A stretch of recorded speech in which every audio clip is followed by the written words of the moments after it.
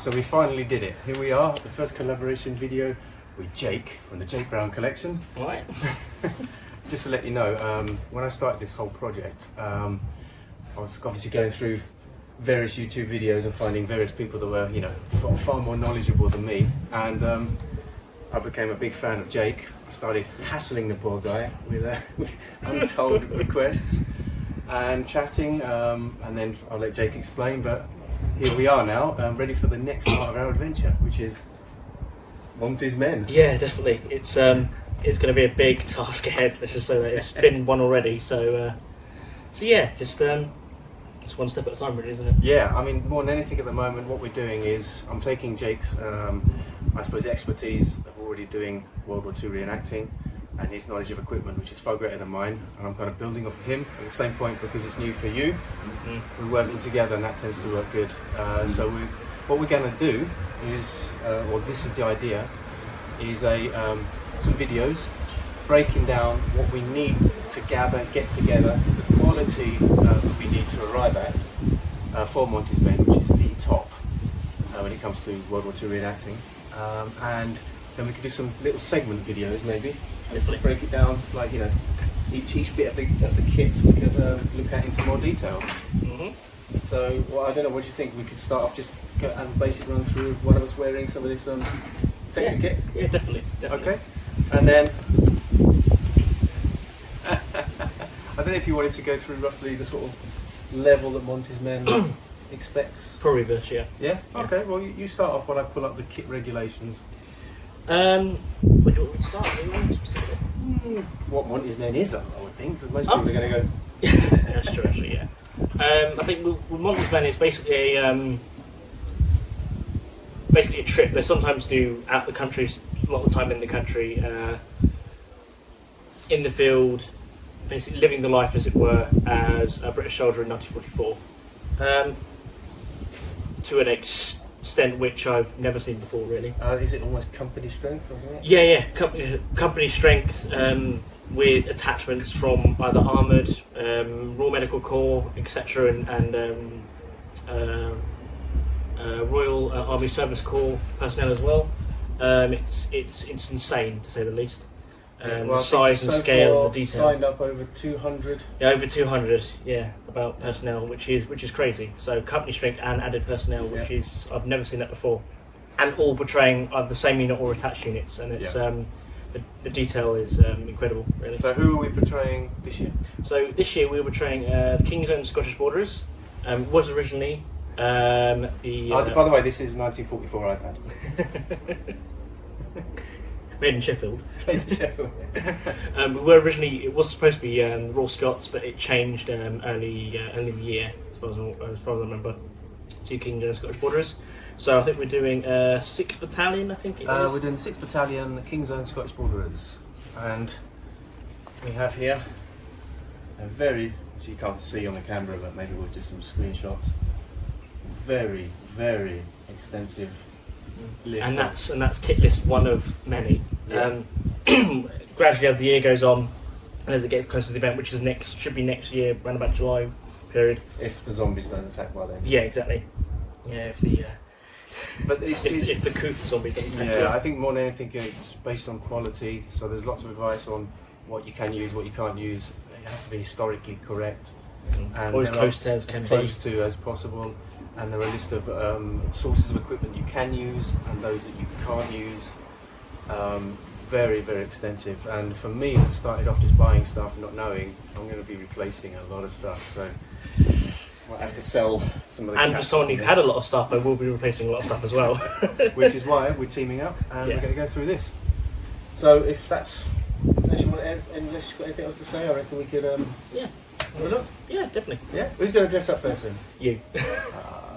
Okay then.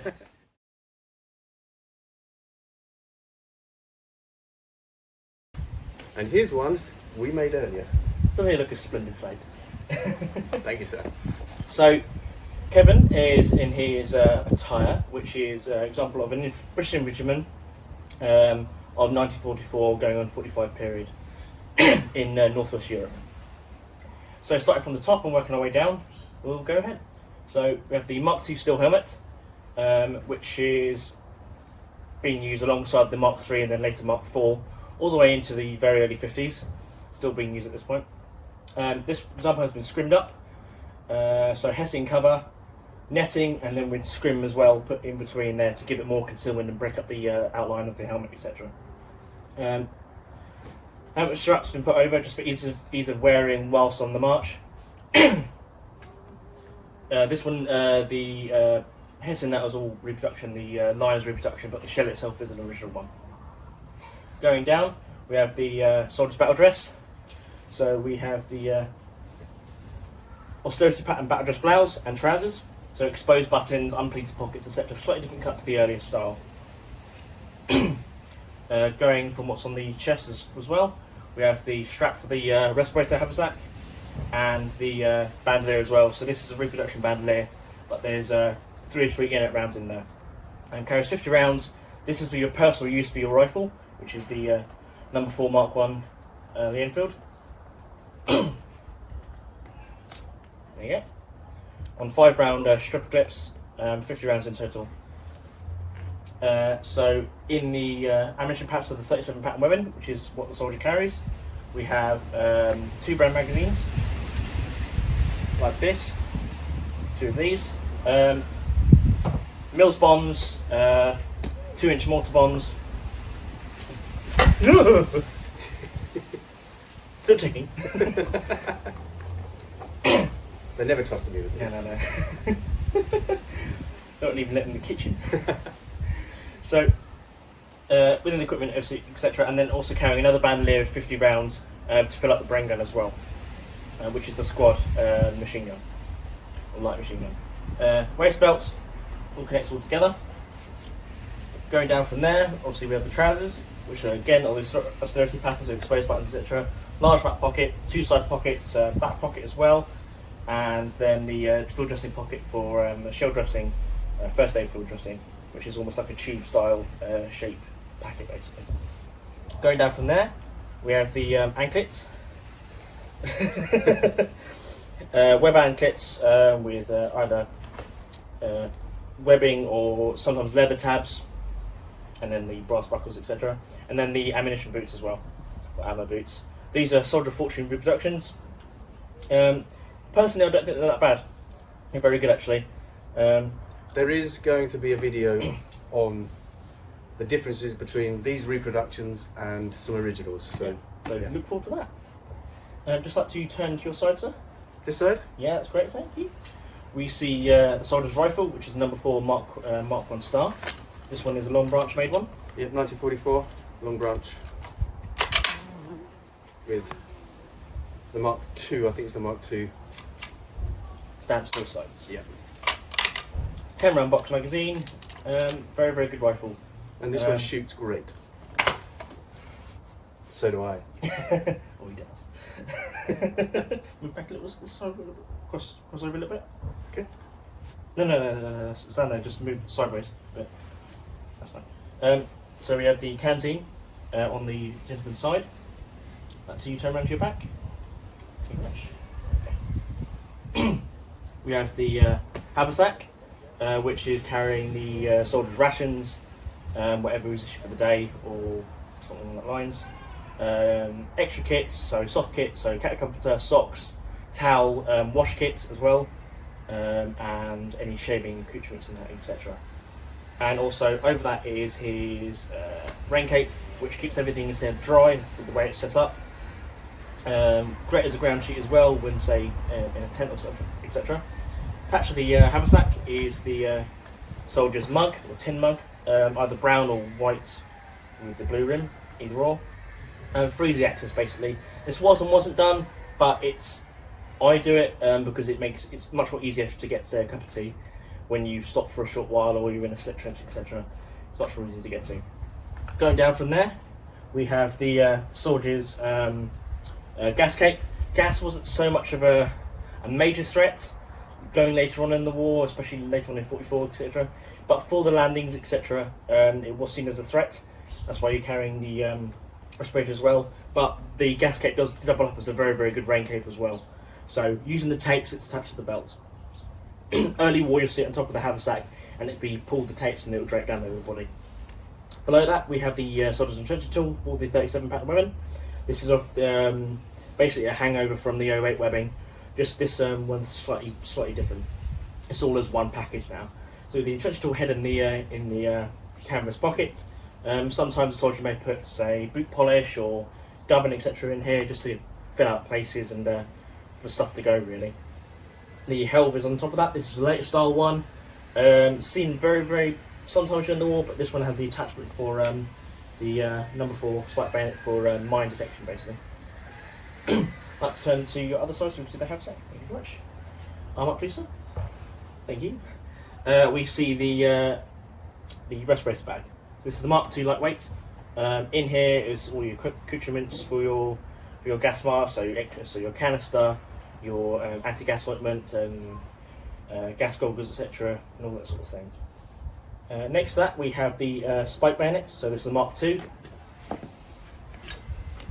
pig sticker for the number 4 rifle in its frog. The little leather attachment is a stopgap, basically implication to stop the stop the scabbard coming out the frog, basically. Which has come off. Yeah, exactly. It's circumstantial. It's fine. Later modifications to the frogs will be made to more better accompany the bayonet, etc. Because these frogs were originally made for the 1907 pattern bayonet. Turn round to your front now, sir. Very much. So that basically shows the infantryman in his all his equipment, etc.